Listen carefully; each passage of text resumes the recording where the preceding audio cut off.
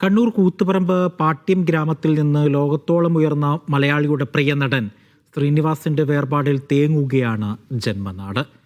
ഗ്രാമത്തിലെ പാടങ്ങളും വായനശാലകളുമാണ് ശ്രീനിവാസൻ എന്ന മഹാപ്രതിഭയുടെ ബാല്യവും യൗവനവും ചിട്ടപ്പെടുത്തിയത്.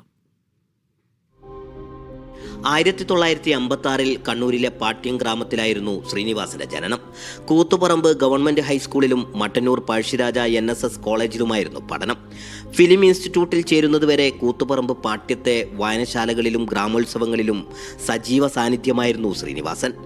നാടകത്തോടായിരുന്നു ശ്രീനിവാസന് അന്ന് ഏറെ താല്പര്യമെന്ന് ബാല്യകാല സുഹൃത്തുക്കൾ ഓർക്കുന്നു. ശ്രീനിവാസൻ പണ്ട് കാലങ്ങളിലെ നാട്ടുമ്പുറത്തുണ്ടാകുന്ന നാടകങ്ങളിലൂടെയെല്ലാം വളർന്നു വന്ന ഒരാളാണ്. ക്ലബിൻ്റെ വായനശാലകളിലെല്ലാം വാർഷികം ഉണ്ടാകുന്നവരാ എല്ലാ പരിപാടിയിലും ഓടിപ്പിടിച്ചിട്ട് പങ്കെടുത്തിട്ട് ഒരു സ്റ്റേജ് പ്രോഗ്രാം എന്തെങ്കിലും ചെയ്യുന്ന ഒരാളായിരുന്നു. പിന്നെ നാട്ടിലെ പല കാര്യങ്ങൾ ഉൾപ്പെടുത്തിക്കൊണ്ടാണ് പല സിനിമയിലും കണ്ടുവന്നിട്ടുള്ളത്. കലാ മത്സരങ്ങൾ, അതോടൊപ്പം നാടകങ്ങൾ, ചെറിയ ചെറിയ നാടകങ്ങൾ എഴുതി സംവിധാനം ചെയ്ത് അവതരിപ്പിക്കുക എന്നുള്ളത് ആയിരുന്നു മൂപ്പരുടെ ചെറുപ്പകാലത്തുള്ള പ്രധാന പ്രവർത്തനം. ആ നിലക്ക് ഈ പറയുന്ന കൃഷി ഇടങ്ങളിൽ ഈ മൂർച്ചയൊക്കെ, നെല്ലിൻ്റെ മൂർച്ചയൊക്കെ കഴിഞ്ഞാൽ ആ സ്ഥലത്ത് പിന്നീട് നടക്കുന്ന കൃഷി എന്ന് പറയുന്നത് വെള്ളരി കൃഷിയാണ്. ആ വെള്ളരി കൃഷിയിൽ പന്തൽ കെട്ടി ആ പന്തലിലോട് ചേർന്നിട്ടുള്ള നാടകങ്ങളാണ് ആ കാലത്ത് ഉണ്ടായിരുന്നത്.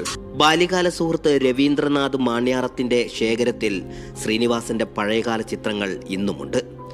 പാട്യത്ത് കെട്ടിയുയർത്തിയ വേദിയിൽ അവതരിപ്പിച്ച നാടകത്തിലെ ചിത്രങ്ങളാണ് രവി സൂക്ഷിച്ചു വച്ചിരിക്കുന്നത്.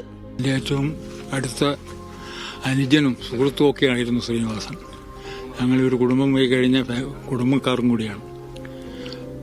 ചെറുപ്പത്തിൽ ഒരുപാട് ഓർമ്മകൾ ഈ വീട്ടിലും നാട്ടിലുമെല്ലാം അവനെക്കുറിച്ചുണ്ടാവും. നാടകത്തിലായാലും സിനിമയിലായാലും ആധുനിക പ്രവണത ഉണ്ടാക്കാൻ എപ്പോൾ ശ്രമിച്ചിട്ടുണ്ട്. കമ്മ്യൂണിസ്റ്റുകാരനായ അച്ഛന്റെ മകനാണെങ്കിലും തന്റെ രാഷ്ട്രീയ നിലപാടുകൾ ഉറക്കെ പറയാൻ മടി കാണിച്ചിട്ടില്ല ശ്രീനിവാസൻ എന്ന മഹാപ്രതിഭ. മീഡിയ 1 കണ്ണൂർ.